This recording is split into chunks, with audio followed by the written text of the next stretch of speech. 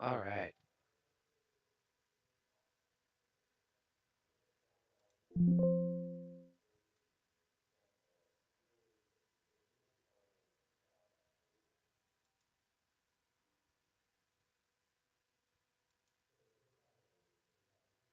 It's only you three today. Might be. We got, yeah, Lenny, James, and Jason. Joe just signed in. Joe's Yeah, here. I will Joe's not in here. see.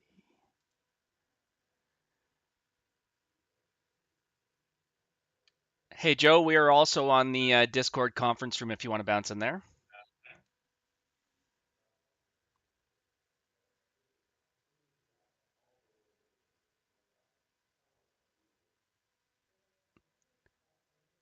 All right, Jesse, give us a little bit of context here, and then take us through some training, I guess.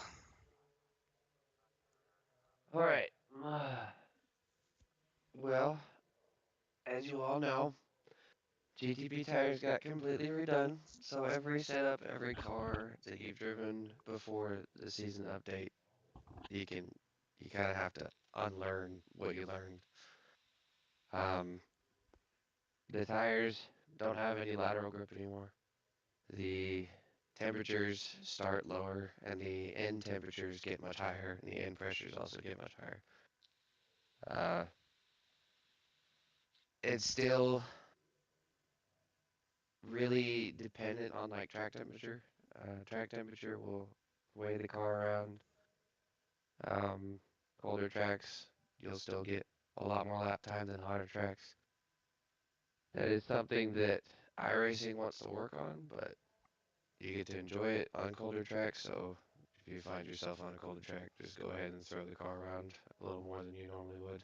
But most of what I've done in testing is the rear end of the car is much more limited than the front. The Porsche is better than most others just because it has more understeer naturally than other cars. Sorry if I sound sick. I've been sick the last few days. You're good. Uh, Going forward, we'll go and talk about how to warm your tires up first, how to manage your tires better, and then also how to kind of deal with like your tires overextend. And I'll also tell you a little bit why I wanted you to get some controls set up first. Um, Coming out of the pits, you'll notice that the car wants to kill you. Um, and that is, if you look at how they drive in real life, that is pretty close to how the car will actually feel in real life.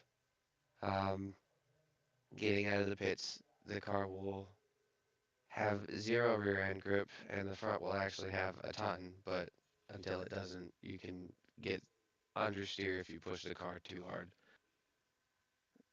What I do with traction control, um, just on the first, just on the out lap, is turn it up as much as I can without getting into like the wet settings, so not past 7 on slipper gain. Um, and then I don't ever hit 100% throttle coming out of any corner. I'll be feathering the throttle between 20 and 40% going out of every slow corner, which unfortunately it's Portimao, so that's every corner. Um, and then you'll kind of work your way up to about 70. What I do is I keep my eyes glued to the traction control lights, which are the big blue lights on the left and the right. Um, and then going from that, interesting. And then going from that, the this the first fast lap, the tires are still nowhere near optimal temperature, so you've got to keep them low. You got to keep you got to keep your foot low. You can't go ahead and keep smashing on the throttle more because the abrasion use is high. When the tires are cold, there's really high abrasion wear. So if you slide the tires too much, you'll actually hurt them about like 300% more than you would when they're hot. So that's why you want to stay off the traction control. Jesse, what is the When the optimal tires running are temperature? hot, so we haven't quite figured that out yet. It's very heavily dependent. We've gotten our tires up for Sebring at least to our rear ones to 105 Celsius and the front to 95. So it seems to be between 95 and 105. Okay. But your tire temperatures on your dash aren't indicative of the actual temperature. It just shows you um, your surface temperature or the carcass temperature of the tire, not really the core temperature, which is something that iRacing has done for a while, and I don't know why.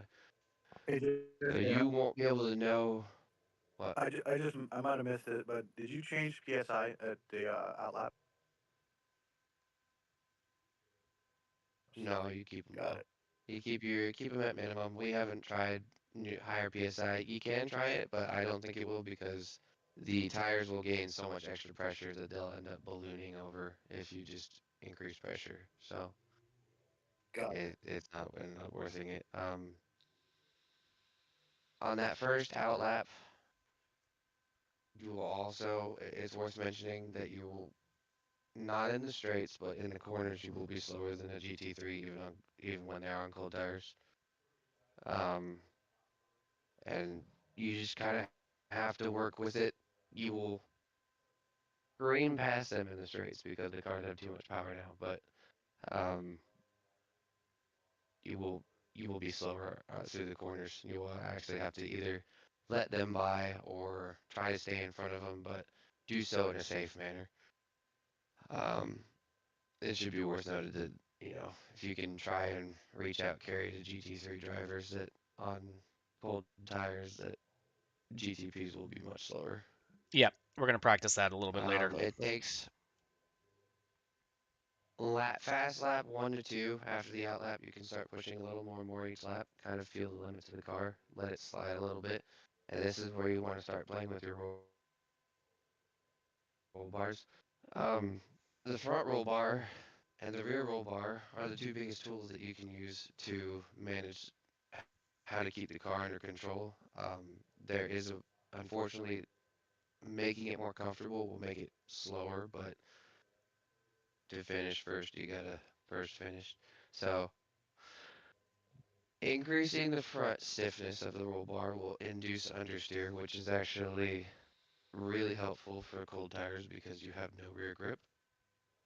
And then lowering the rear roll bar for the rear will also increase understeer and actually help the rear be more compliant. The problem is if you go too soft with the front or the rear, it could roll over on itself and you can't actually feel the difference. So there's on all the other cars except the Porsche, the roll bars only go up to 5, but I think the Porsche goes up to like 16. So you have a lot of settings to play with. I would start with, I don't know, something default more than, where you had last year or last season. It would probably be a softer front and a higher rear. I would just reverse it and try a stiffer front and then and then a softer rear. So, like 10 in the front and then 5 in the rear. And just give it a shot. And if it feels even too understeer on the outlap, you can change it. As the tires start to warm up, you'll want to change those settings back to where they were before. So you'll lower the front down to like 5 or 2, increase the rear to like 10 or 15, and then see how the car feels after that. As it goes on, as things keep going on, the tires are going to get more and more worn, and the rear tires especially are going to get worn the most. It is useful to increase the front roll bar to get responsiveness out of the car and to increase an effect called weight jacking. Um, these tires like to be pushed into the ground really hard. So if you increase the front roll bar, it increases responsiveness and traction out of a corner. by shifting the weight to the rear in an aggressive manner that or shifting the crossweight, I should say, to the rear of the car in an aggressive manner so that the rear tires are pushed into the ground. The problem is that it also makes the front end less compliant on like turn in or mid corner or with weight transfers. The front end will just be too stiff, so you can get understeer. So it's a bit of a love-hate relationship. That's why I said you should have these tools to play with. The front end of the Porsche's inherently really stiff because it has really funky suspension geometry. It's basically got two giant roll bars instead of an actual spring assembly. So Porsche just has to be different. Um, Brake bias and brake migration. You guys know how brake bias works uh, from GT3 cars. It's the same, but brake migration is also really helpful. I don't know if there's actually a control for it, but it is in the black box. And what brake migration does is it's also an extremely useful tool, and kind of has to be used in the Porsche. Is that when you step on the brake pedal, the direction that your brake migration is, plus or minus, it will move that brake bias in the direction of where your migration is as you reach 100% braking by a percentage based on where that migration is, and it's up to 5%. So you do 1, 2, 3, or 4, or 5. So if you put it to 2 and you're at 50% brake bias, when you start braking, you'll be at 50%, but when you're at 100% brake, you'll be at 52%. So it's a dynamic brake bias. When you come off of it, it moves it to the rear, and so on. So it's a really good way of managing having most of your straight line braking and having as much braking done in a straight line, and then being able to trail brake and having the rear to rotate as you go in, and not locking up the fronts as you start trail braking. Can also be used in the other direction. If you for some reason don't have enough rear braking, you can move the migration to the back and it will increase your rear brake bias under heavy braking, and then you'll trail off of it and move it towards the front, which can load the front tires up more. You just have to manage how you lock up your brakes. Traction control, I'll kind of reel back to this because um, it's not as sophisticated as it is in real life, and our traction control is unfortunately not the best. So the reason why I say stay off the traction control for at least the out at most the out lap, and then the first lap after that is because the car doesn't catch it soon enough like it does in real life. In real life, the traction control will prevent the tires from slipping at all. In iRacing, it will slip first and then engage traction control, and then your tires will just turn into the sun after that. So it's important to kind of stay off traction control. You're going to feel like you're under driving the car really bad on the outlap, and it's going to feel excruciatingly slow. But trust me, it pays off in the end. These cars will do 45 plus minutes on a full tank, so that first lap is kind of just be very, very nice to the tires, and they'll end up being nice to you. The tires will also be more compliant over the whole stint as a result. If you're heavy on the throttle with high traction control, even on hot tires, you're going to lose your rears gradually more and more. So get in a habit of rolling onto the throttle, doing the getting straight to like 40 or 50% and then rolling onto it out of a corner, um, or less, depending on how you set up your car. Any questions? Sure, I got a couple, Jesse. Yeah. Okay. 1 to 13 is front ARB, and 1 to 16 is rear ARB. And on the baseline high downforce setup on iRacing, it is a new setup. Any of the older setups don't work anymore, so had to go back to the baseline, which is what we're running because we've got some pro and some sport guys all in the same car. So we're going as easy and neutral handling as we can. Being this is a whole new setup and a whole new tire patch that hopefully won't get bunked on Monday morning when they come up with the new build. I should probably just reverse my front and rear ARB, go higher numbers on the front, lower numbers on the rear to get my first lap or so qualifying, and after maybe the second lap, I can bring those back down to what I normally have and then try to hit a hot lap. Yeah. So the fixed setup for Porsche, it isn't bad, and none of the fixed setups are really bad. They're not optimal, but this Porsche setup is extremely stiff. The front roll bar and the rear roll bar are both on their stiffest setting, like mechanically, without the 15 or without the in-car adjustments. There is Right. You can connect or disconnect the front roll bar, and then you can have soft, medium, or stiff in the rear. Um, it is we found it to be better to have stiffer roll bar settings, but every car is different. I would go ahead and say that you can just start with a baseline like this, both the front and the rear roll bar in their stiffest settings. So you just on the outlaps play with the um, roll bar settings in car that feel the best to you, and then on your outlaps where this outlaps don't mean anything, like try to spin the car. I mean, it's not going to be hard, but try to spin the car out and then change Right. it based on that. Um, it won't take much to spin the car out. If you get onto 100% throttle out of any of these corners on an outlap, you will spin the car, like without a doubt. Um, yeah, I would do what you tried to say. I would try to move the front higher and the rear lower, just just to try it out, just to see Right. what feels comfortable. How long is it going to take for the tires to get up to temperature so I can hit a hot lap? Is that going to be the So third lap of the three? third lap is the fastest usually because you have more hybrid, but the tires are still not at their peak, but they're good enough to where you can start throwing the car around. Lap 5 is about when they actually are at their best temperature.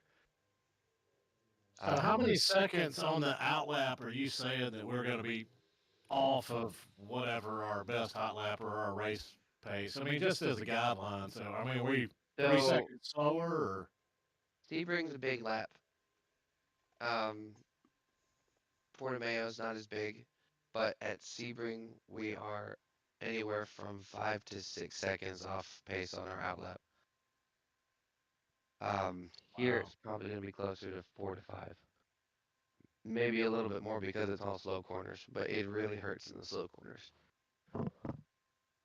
So that So brings up another question. What about is it beneficial to keep on warm tires and double stint them, or is it worth it to take the penalty and have new tires but have them be cold for the first few it laps? is worth it to take the penalty because the tires now also don't last as long as they used to. And by the time Okay. you finish your full fuel stint, you're going to be at a point where the tires will have nothing.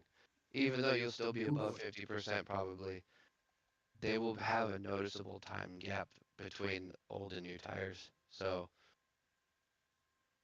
on Okay, so lower, it's yeah, it's like learning a new philosophy of outlaps with this car. yeah, Play with the ARB and don't get into traction control, don't get into ABS, stay neutral on the car, no more than 40 to 70% coming out of corners, and that's going to keep our tires alive and the driver alive for the first couple laps. Once it's starting to grip up, then you can go back to your normal. yep. Yeah, but that's kind of looking like. So it sounds like. And let me know if I'm wrong, Jesse. But you're, let's just call it 5 seconds off on your outlap, and then your first real lap may still be 3 seconds off, and then your second lap may be 2 seconds off, and then you can start pushing. Is that correct? Well, you can get within a second by your second lap. Okay. Um, it's noticeable that the tires do come up pretty quick. They're just not quite there for that 2 to 5 mark. Like when But you if get you're on your second lap, you'll notice that the car is faster. But if you push it too hard, it will still kill you. It will still but bite if you you back and underdrive the die. first lap, you won't get them hot enough for your second. Yeah, You if you end up gotta build underdriving, heat into them. if you end up underdriving, you won't build heat in them on your outlap, but I am not sure you will underdrive it. The tires are really sensitive to get heat, especially on hotter tracks. So just bringing this into then, how do you approach it tactically from a qualifying perspective? Like in TRS, we have 3 laps available to us for 10 minutes. Which is fantastic because you only get 2 laps in officials, and Right. that's not enough. So for outlap and lap one, I would worry about keeping the car non-slidey. Don't engage traction control at all. If you do, make it minimal. It won't kill the car to engage traction control, and it's meant to be as like a reference point. So don't feel too bad if you end up doing it. Just don't get the car to slide around. Don't find yourself trying to counter steer into corners or out of corners, and just try and be very, very smooth with the first 2 laps. And make sure that the car isn't using battery on bigger tracks. I don't think it's that much of a problem here since there's a lot of braking, but you'll want to save as much battery as you can for that second or third lap. On the second lap, the second flyer, you can turn the battery on and start pushing for kind of a flyer, but don't actually like make a banker lap, something that you can at least have on the table. And start pushing the car's limits a little bit, get more heat into them, extend your braking zones, but brake pretty hard, and get tires in. And by the third lap, your tires won't be perfect, but they will be good enough to where you can confidently do a qualifying lap, I think, because on the third lap, I still feel like I could push the car like I would on just really hot tires. Very cool. That makes sense. So, Yep. um, we always found the third lap to be the fastest because you have a blend of having the most hybrid in the car, and you also have somewhat hot tires, and the tires are only about half a second off of where they should be. Those extra 2 laps from 3 to 5 just need a little bit more for the front end to kind of be more compliant, and for the rear end, it's just the tiny details that you won't really notice unless you drive the car a lot. So it comes with practice. Any other Anything questions, else? guys? Are you avoiding curbs at Portimao? I had to do that frequent. Yes. Avoid the 3D curbs just because the 3D curbs are very violent on these cars. Sebring got its 3D curbs, so we have to avoid the curbs there too. Um, there are some curbs at Sebring that you can take, and but you don't want to be riding on a curb or braking on a curb. You can roll over it, just don't gas on it or brake on it. If you're braking on it, the tire's gonna lock up. If you're gassing on it, the traction control's gonna engage. You're gonna be slow. So don't touch the curbs. Thank you. Got it. Yeah. Guys, technically this is a half-hour session ending at 11:45, but our eDE doesn't start in classroom until noon, and you can't do a half-hour iRacing session. So it's up and available if you want to get out on track and play around a little bit here. We've got 19 minutes until the classroom portion begins. 19 minutes. That's like one lap. I would encourage everyone to do as many outlaps as you can and practice the outlap, and then thereafter practice getting tire temperature and feeling how the car changes as you get tire temperature.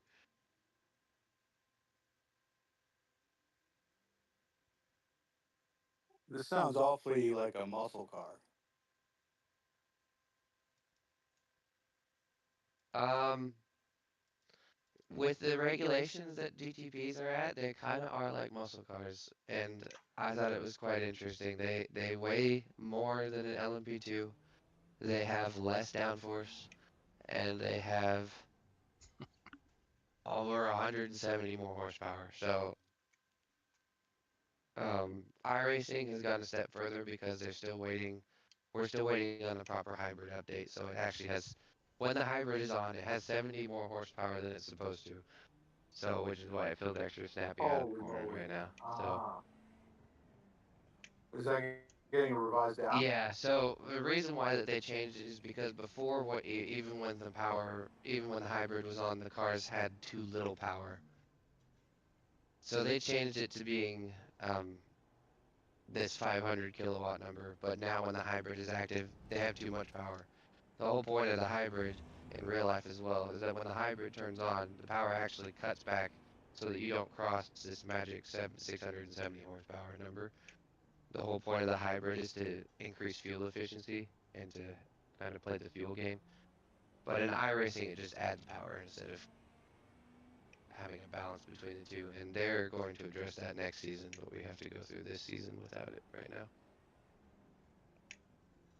Yeah, but Porsche is known to report lower than actual numbers on horsepower, Well, which I'm not complaining about. Which I'm not complaining about. I enjoy they've it. been doing pretty good so far. The Porsche's got the most efficient aero package, which is why it holds up pretty well against its competitors. But they, It feels like a new car to me. I don't know. yeah, well, the whole car will feel different. Everything from last season, you need to kind of just forget. We don't have F1 tires anymore. We have Yeah, real. it rotates a lot nicer once the tire's warm. Like the old tire model was too. There wasn't enough sidewalk. Yeah, no. In addition to also having less on the tires, they've taken off downforce on all the cars. And it's especially towards the rear, so that's why the rear end feels a lot looser. Yeah, that's what I was gonna say. The rear feels like sketch at the outlap, especially. Yeah. Something I think they will adjust in the future since this is just starting out, but um, I wouldn't expect it to be much better than this. Just more predictable if they do ever change it. Well, if anything, it'll make you faster once they make those corrections. Yeah. Of all 5 GTPs, the Porsche, the Cadillac are the two that feel the best. In fact, I actually prefer the way the Porsche feels just because the Cadillac is still too loose.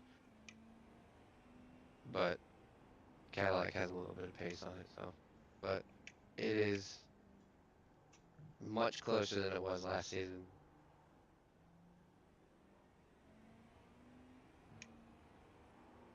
And everything that you How's have, the Acura compared to that? oh, the Acura is crap. It used to be the Uh, quick one, I thought. it used to be the quick one, but now it feels like it has too much VTEC, and it just we cannot get it to stop turning.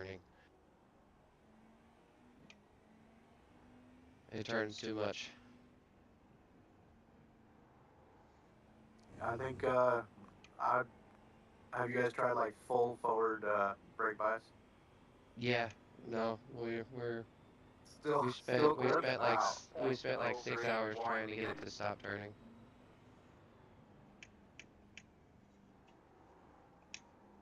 And everything you guys have for lap records, throw 'em out the window. The cars Yeah, are these are gonna be slower naturally, for sure. the cars even on hot tires are about almost 10 seconds slower than they used to be, so. Yeah, I noticed that on Garage 61. I went to go compare my time here, and I went, why am I 8 to 10 seconds slower than people that I should be quicker than? This is just wrong. And then I remembered the whole new car. Yeah. It is new. I love the way it drives. I like the fact that if you get your foot in it, the car argues, and that's fun. Not always the safest, but it is fun.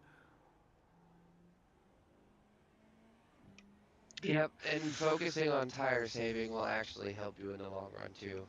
If you choose to not focus on pace for the first half of your stint and then choose to save your tires for the second half, you will be faster in the second half.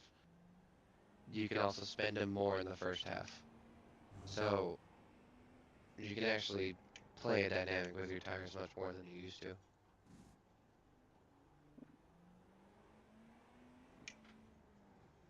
Quick question on the session there. Trying to to get in, but it only gives me spectator or test. Is there a reason? Because it's almost over. Well, it's technically About on an for an hour. hour. Yeah. Or a half hour. Oh, is it? Oh, sorry. I thought it was only a half hour. Carrie's next Yeah, session will be in I half don't hour. know any reason why it would do that. We've got good fuel data. Is it limited by classes or something? Like, Who was talking? Which one was it? No, this was Klaus. Are you able to stream your screen real quick? I'll take a look.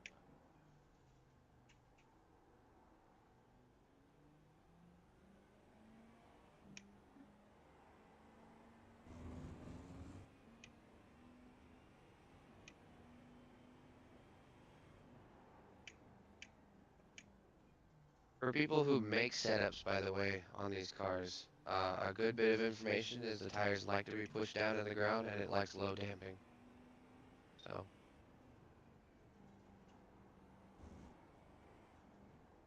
Well, this isn't it. You're streaming something, you're streaming a track map.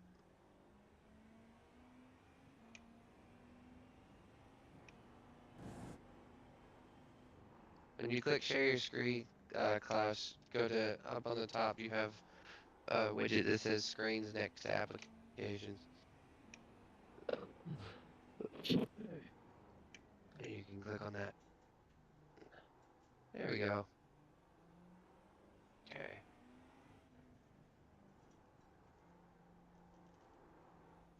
car 212, just hit the fastest lap. 41.062.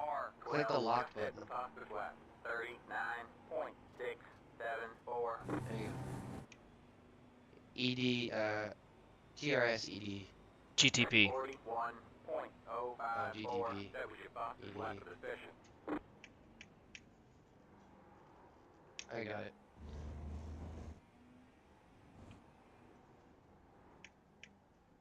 Yeah, password protected ones will say locked. You just click the lock button.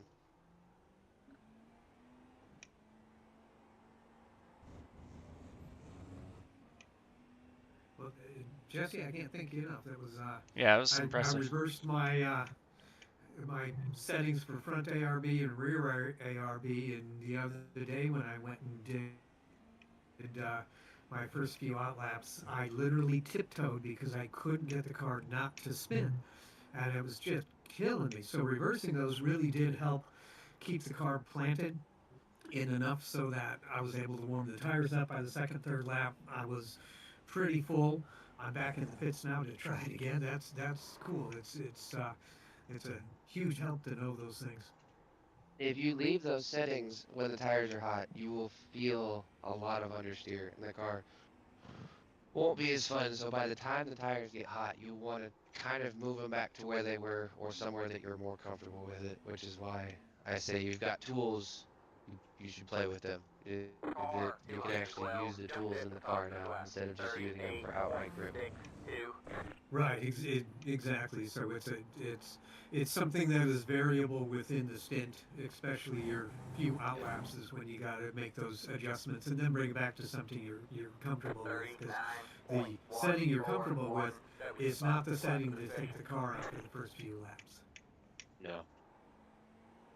Copy that. No. That's good So to why know. did you I'm just- already liking it. So why did you start with the ARB? So the front up to 5 and the rear down to 10 or something? I've moved the front all the way to max, which is 13.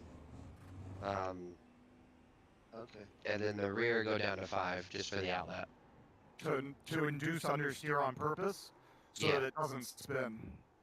Yeah, and it also loads up the front tires a little bit more, and it puts more stress on the front tires than the rear tires. You got a slow car on the right? Even when the tires are hot, it'll light up the rear end. Oh yeah.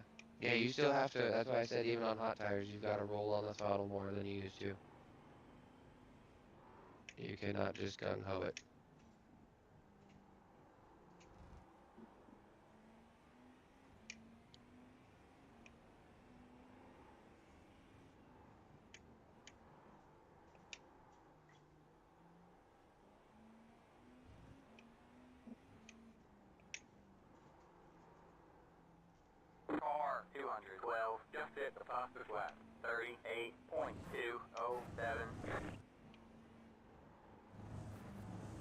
Thank you for coming to my TED Talk. This is great, Jesse. Thank you for Really talking, appreciate it. Ted. Yeah. Yeah, appreciate it, man.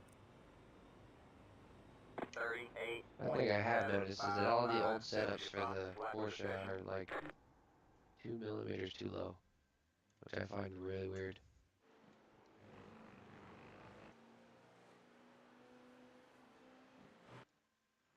Yeah, none of my setups passed tech, so I had to start with a fresh new one, and that's the one I took out of the bag and just spun every lap around here, going, "Whoa, what the heck is going on?" So this is good to know.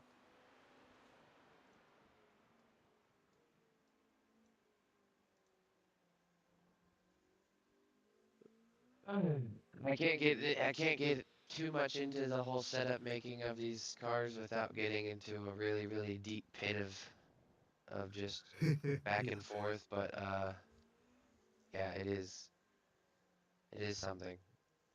You really have to set up the cars differently than you used to.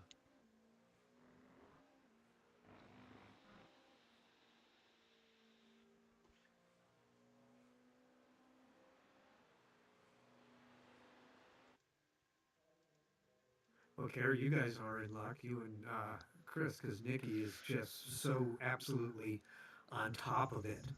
Uh, I've done a lot of racing with Last Tenth as well. We did Hmm. some CMS and so forth, and I love the fact that Nikki could stand there and say, "Okay, try this. Set up 17B.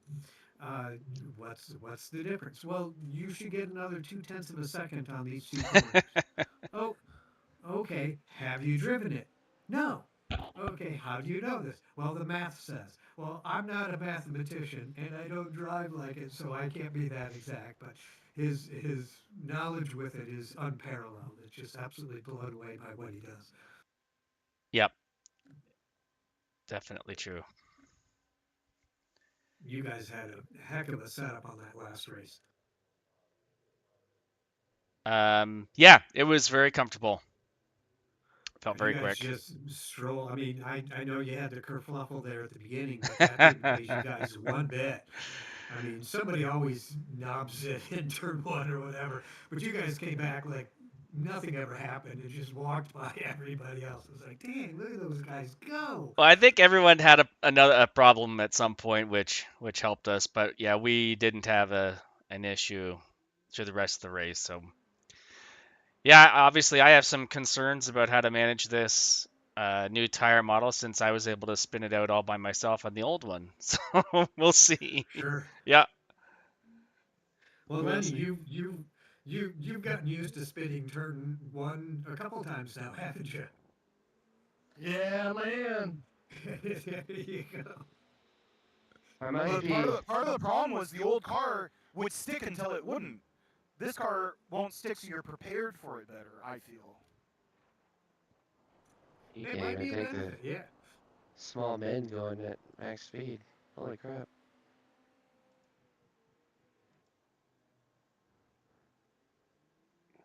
It's worth noting as well that because these cars have more power, uh, when you come up on a GT3 car, it's going to look like they're sitting still, even more so than it did before,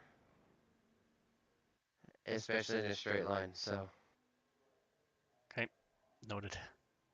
you won't be shooting for a pass going into a corner rather than trying to pass them on any little straight you have, and it comes by quick. So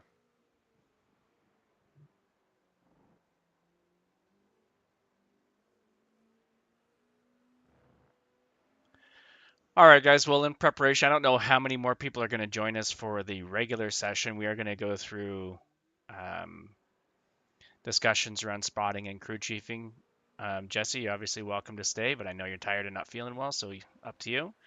Um, I'm good. this Oh, this GTP iRacing session, as I said, it's on for an hour, so if you want to keep tinkering around, go right ahead. The next on track session for practicing spotting specifically won't start until 12:30 after our classroom portion, and then following that we'll have a a solo driving session for an hour.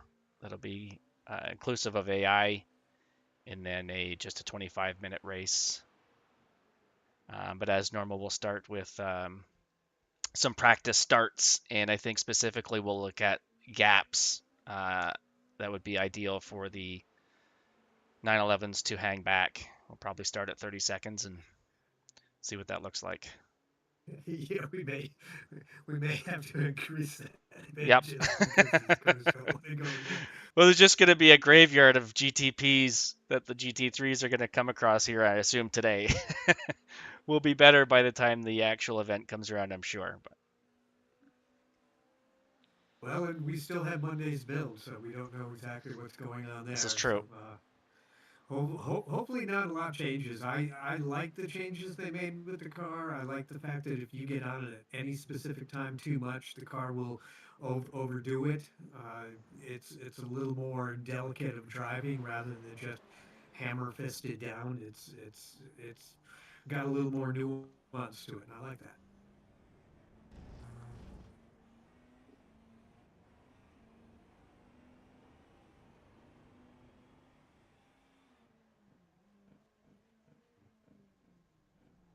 It's like driving on hockey pucks.